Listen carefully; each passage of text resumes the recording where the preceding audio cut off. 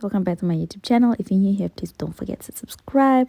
Today we'll be making beef stew and dombolo, aka steamed bread. This is very easy to make and you can have it for lunch or for dinner. Our first ingredient is flour. You can use either self-raising flour or just normal wheat flour. We have sugar. You can use brown or white sugar. And we're going to have some salt. So now we're going to start off by sieving in your flour into a bowl. Remember, whenever you use flour, just remember to sieve it in. It always comes out nicer that way. So now I'm just going to sieve in about 2 cups. I'll have all the measurements in the description box below just in case you miss anything.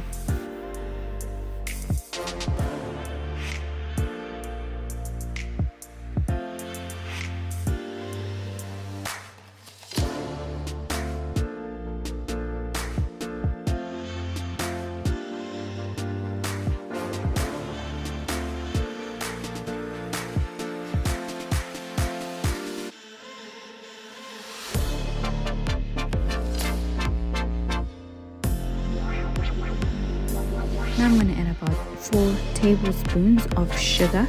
If you want your bread to be a little bit more sweeter than this, you can add more, but I prefer it being on the more savory side, so I'm just going to use 4 tablespoons of sugar.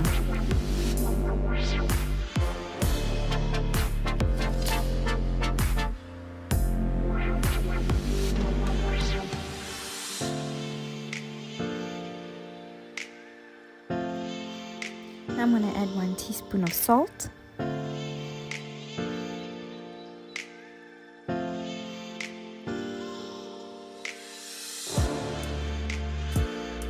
In 250 milliliters of warm water, I'm going to activate my yeast. So I'm going to use half the contents of the sachet or 2 teaspoons of yeast.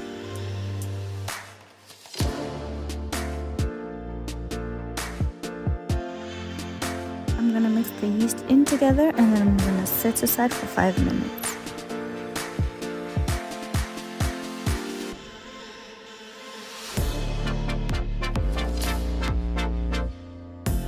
Now I'm going to add about 2 teaspoons of cooking oil. You can also use virgin olive oil.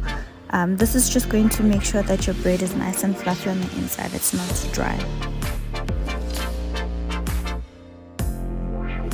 Give everything a nice mix and then you're going to make a well in the middle. Now you're going to add your yeast mix inside. You're going to give everything a nice mix. Make sure you try and mix in one direction. I don't add everything all at the same time. I just add it in bits and pieces. And then once I feel like everything is nicely mixed, then I just add my flour as well. Remember to sieve everything in and not just pour it from the cup.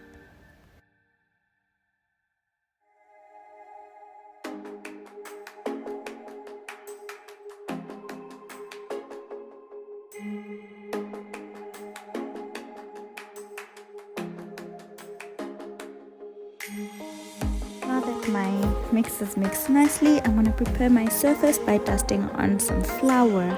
So I'm just going to use a sieve and then I'm just going to sieve some flour on there. This is just going to prevent my dough from sticking to my surface.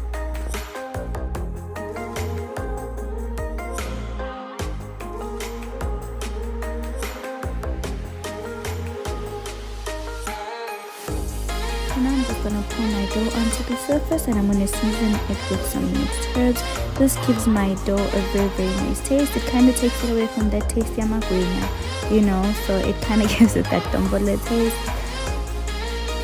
Because I have on a set of acrylics, I use gloves and I'm just going to use oil just to rub on my gloves. This is going to help from the mix sticking to my hands, although it will still stick, but this will be a bit minimized. So now I'm just going to proceed and knead my dough. You can kind of like freestyle with this, really, you know, do your thing, honey. No one's watching. It's just you, the dough, in your kitchen. So I'm just going to knead and make sure everything is nicely mixed, and make sure that, you know, your dough is a little bit on the hard side, but don't make it too hard though, because you want, you know, your steamed bread to come out nice and fluffy. So now I'm just going to use a glass bowl. I'm going to cover it with a bit of oil on it, and then I'm going to transfer my mix into that glass bowl. And just the same process with my dombolo. I'm just going to put in the dough, and then I'm going to use a slightly bigger pot that has warm water in it, and then I'm just going to cover it with a cloth and put it in the sun just so that my dough can rise a little bit. So you're just going to dust a little bit of oil on the top as well. So this is just how my bowl looks like with the warm water.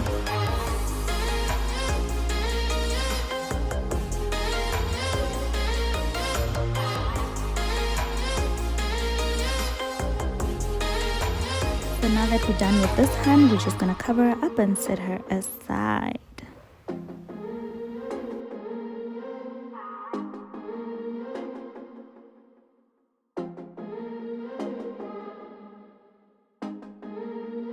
So now that everything has been transferred, I'm just gonna cover it. You can use either cling wrap or you can use aluminium foil. I just prefer to use aluminium foil simply because I ran out of cling wrap. Then I'm just gonna cover the pot with the lid, and we're gonna start with the stew beef. So these are my ingredients. I have tomato paste, I have knorrox cubes, we have some black pepper, and we have some curry, we have some bell peppers, the yellow, the red, and the green. We have some onions, this is medium sized chopped, and we have some potatoes that I've put in water just to make sure it doesn't discolor too much, and we have some mushrooms, and we have some baby carrots that I've just chopped up a little bit. Now I'm gonna start processing my meat with some flour, and we have some Worcestershire sauce, we have some mixed herbs, we have some garlic, nicely chopped garlic there, and we have my pan. So now I'm gonna start by sauteing my onion.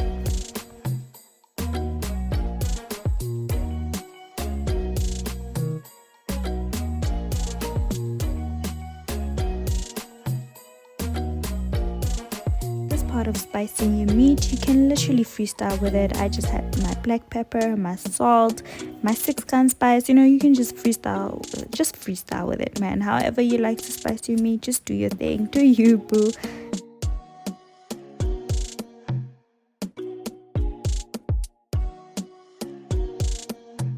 So here I'm going to use about a quarter cup of flour. I just sieved it in, and I'm just going to coat my beef, but there will be some flour remaining at the bottom. But I always prefer to have too much than too little, because then it becomes sticky. So now my beef is nicely coated. I'm just going to discard the rest of the mix. Now once my onions have been, you know, sauteing in the pan, I'm just going to add more onions to it and my bell peppers. By this point in time, honey, your house will be smelling incredible. People will know that the madam is cooking. So I'm just gonna add some garlic in there.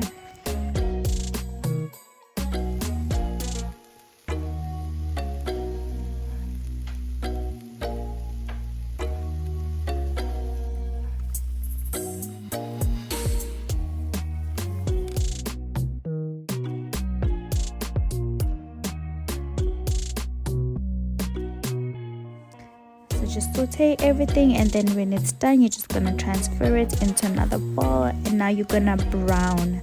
Do you hear what I'm saying? Brown, not cook your meat, ne? Brown it. Browning meaning by when it's in there, you just brown it, make it look, you know, deceiving on the inside. Do not cook it. They say don't judge a book by its cover. This one you can judge it, guys. This is just to help brown the meat, just to activate and release the juices on the inside. And then once your meat is browned, then you can add your stir fry from earlier on. Then you're just gonna mix everything up nicely. Just make sure that you cook it a little bit further. And then add about 3 teaspoons of tomato paste.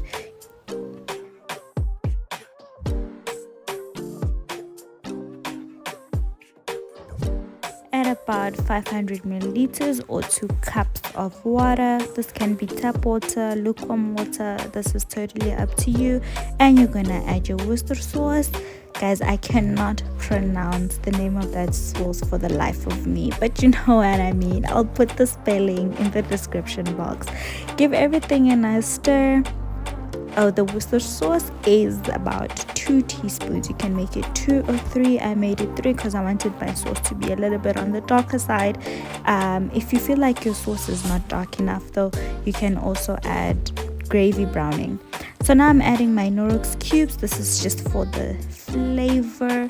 It's gonna give it a really, really nice flavor.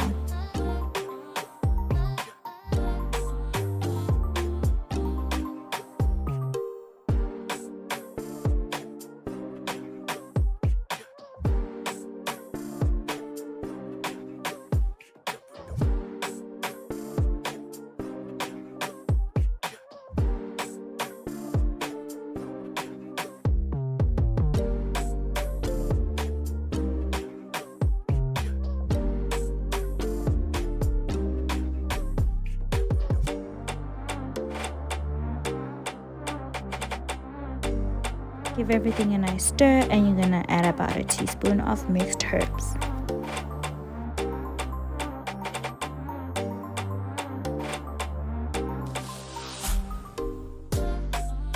Now it's time for your veggies to join the pot party. So now you're gonna add your potatoes, you're gonna add your baby carrots, and you're gonna add your mushrooms.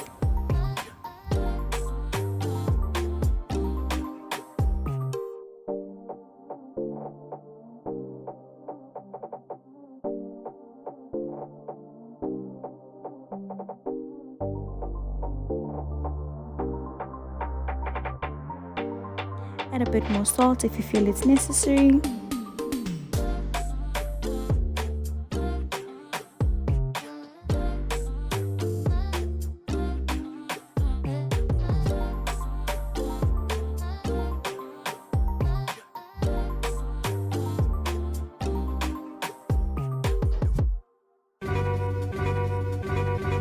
I'm gonna add about 2 cups of water, and you're gonna wait for it to cook. Your cooking time will be about 45 minutes. Don't cook anything less than 45 minutes. You'll know that your sauce is ready when it starts to darken and the oil starts to float on the top. You can also taste the potatoes. If they're soft, then you know that it's ready. Thank you guys for watching. Please give it a try. Please give it a thumbs up. Please share this recipe with your friend, and please give me a comment down below. Tell me how it went, if you liked it or not. You know, anything that you did differently, that would be great. Don't forget to add salt to taste.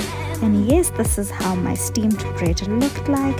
It looked very nice, it looked very soft, it came out very perfectly, and it tasted amazing. I tell you what, amazing.